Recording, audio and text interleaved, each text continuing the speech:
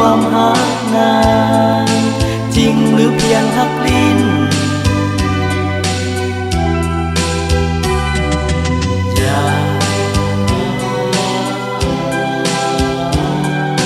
อย่าบอกอ้ายเลยว่าใจน้องยังหักอ้ายสุดดินยังคงหักเดียวนั้นอยู่บ่สิ้นโอ้ฟ้าดินเมื่อ2 วันไผนั้นเคียงน้องไป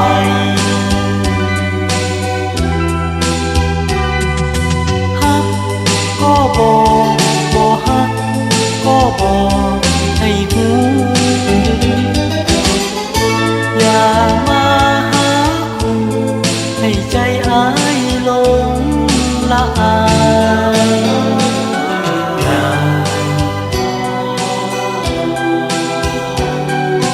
อย่าหลอกอ้ายเล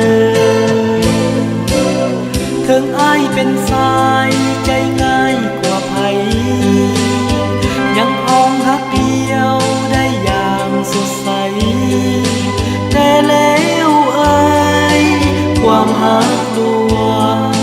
ถึงฮักไปก็ตรง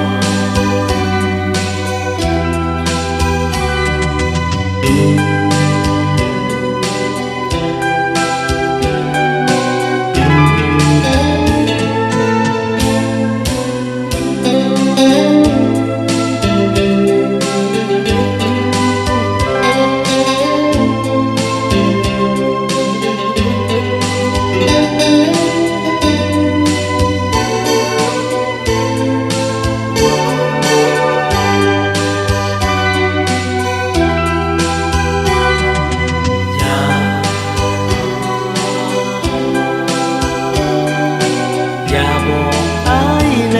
ยว่าใจน้องยังหักอ้ายสุดดินยังคงหักเดียวนั้นอยู่บ่สิ้นโอ้ฟ้าดินเมื่อ2 วันไผนั้นเคียงน้องไป